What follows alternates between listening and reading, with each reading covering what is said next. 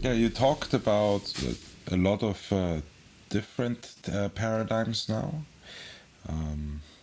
Is there anything else specifically when it comes to challenging paradigms that you would like to share with us? There's just maybe just one that also, I mean, I think hypnosis has, for me, many implications. And I say this sort of as not a hypnotist. It sounds funny to say that, but I say that almost as a journalist. I'm looking at the sort of what's going on and I'm like, wow, this is interesting. So one of the weirdest aspects of hypnosis is actually another side of it. So if you go to a late night hypnosis show in Las Vegas right now, it's just generally where the raciest shows are. At the end of the show, commonly the hypnotist will say something like, when I snap my fingers, excuse me, when I snap my fingers, everyone on stage will have an enormous orgasm. And then when you watch, it happens. What you see is like a bunch of people writhing around, and it appears that they are having orgasms. So when you go to these shows, it's usually people that are drunk. People laugh, quite a bit. But I find like nobody really cares about whether this is real or not.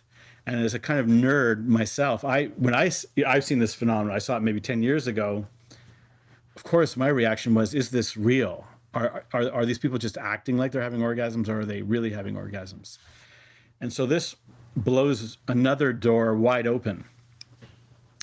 So, of course, I worked with a group of people. I'm interested, obviously, in experimental hypnosis, and it's not hard to do. You can get a group of friends together, and you can just try things. And so I got a group together in Montreal called the Montreal Experimental Trance Group. It's a group of hypnotists, a group of people that are interested in hypnosis, people that are meditators, that kind of thing. And we experimented, and we found out, whoa, put somebody in a particular trance. It's a somnambulant trance, which is not that hard to get. Basically, a quarter of the population can do it easily. And those people can very easily be walked into a huge orgasm in any situation. They can be like, so for example, I did a talk where we filmed a woman who was in front of 12 people at a workshop, having an enormous orgasm, and she certainly didn't mind. It happens with people with their clothes on, obviously with their consent, but the implications are also huge. Let me explain what I think the implications are.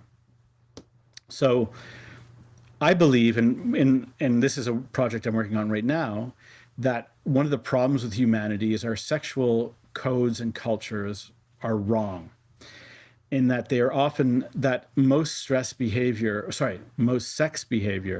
is actually a stress behavior, meaning we live in a culture where people are expected to perform, men and women, that somehow sex is this sort of act of high accomplishment, like a kind of gymnastic exercise, which both partners engage in, and is supposed to come naturally.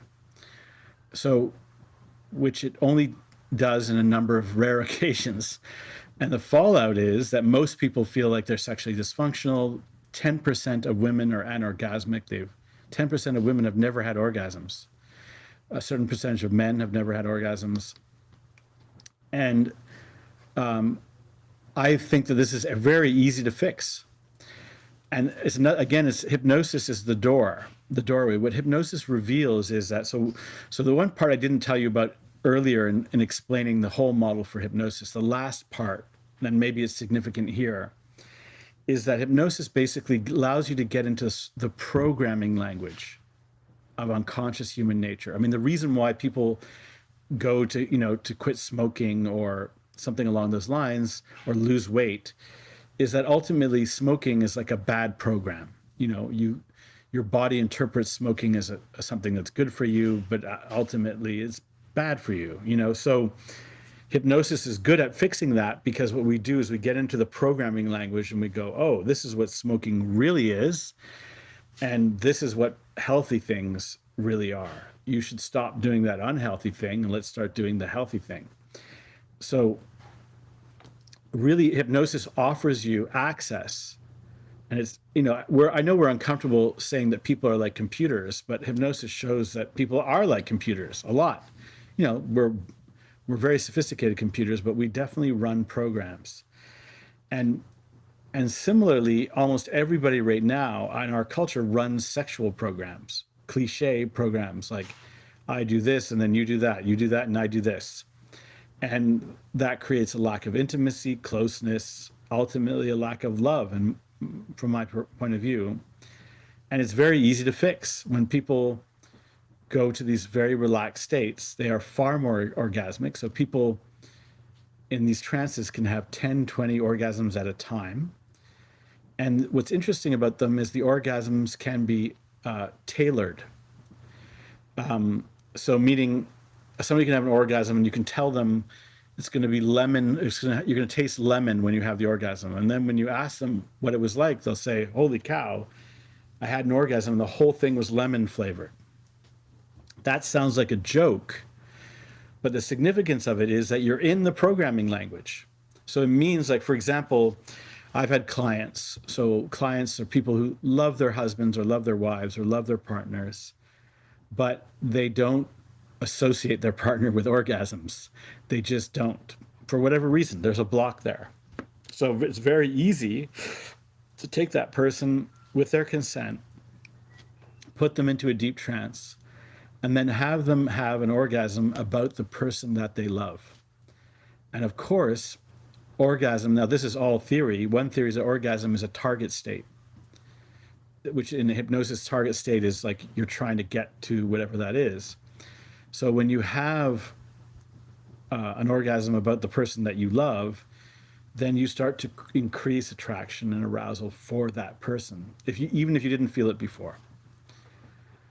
So this is a wonderful thing in the right hands.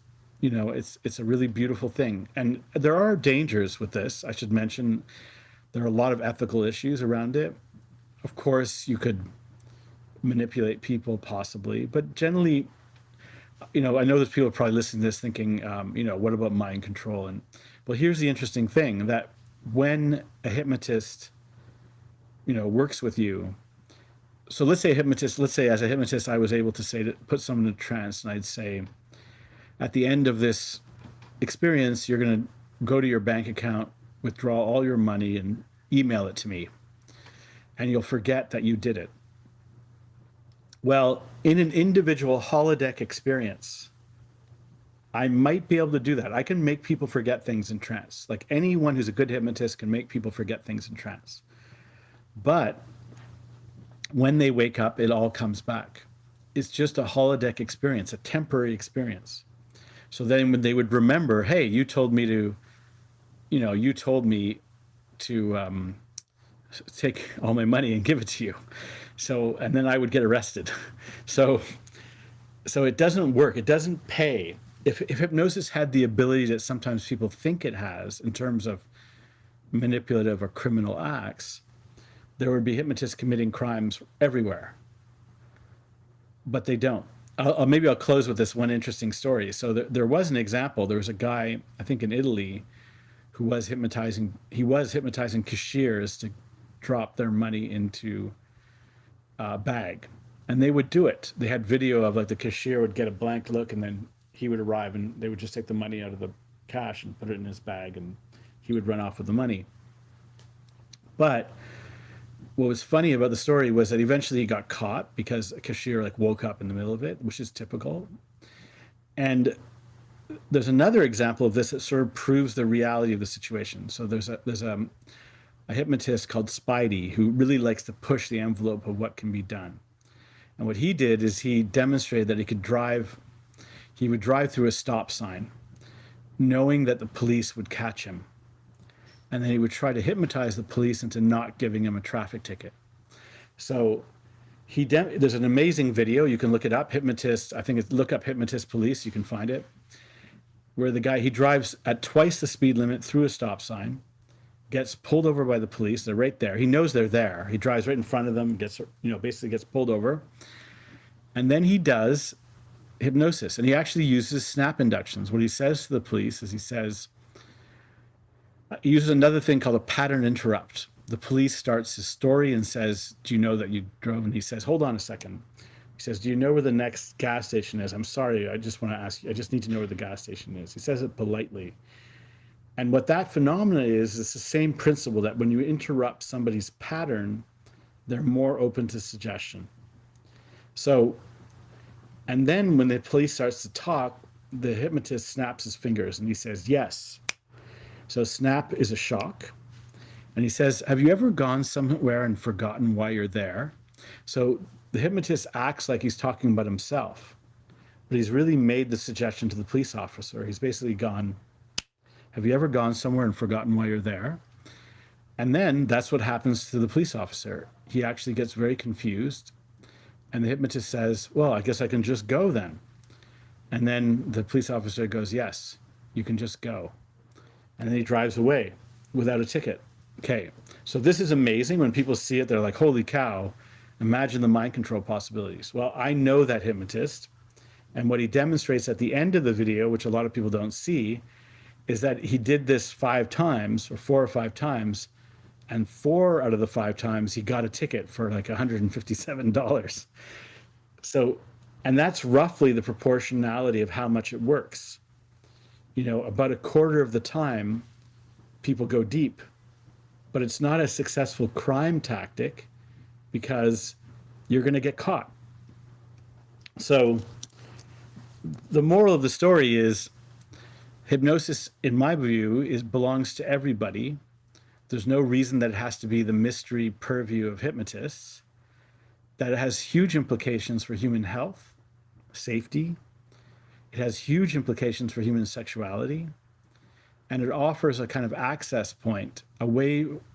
If you look at anybody's problems in their lives, very few problems are conscious problems, meaning nobody, you know, acts like a jerk and then says, like, I knew very well I was acting like a jerk. Or usually our behaviors that are problematic are unconscious. We get anxious, we get angry, we get upset, we do unconscious things, we get addicted. These are all unconscious behaviors. So hypnosis offers us a way to change bad programs and to become better people. And it's easy. It's not that hard. And the irony of it is that it all came from Vienna, where you come from, Anton Mesmer. And Anton Mesmer, who was the first person to really demonstrate hypnosis publicly, widely, was tragically discredited, ridiculed, made fun, and died, tragically in obscurity, being made to feel that he was wrong, that it was all witchcraft. But he was right.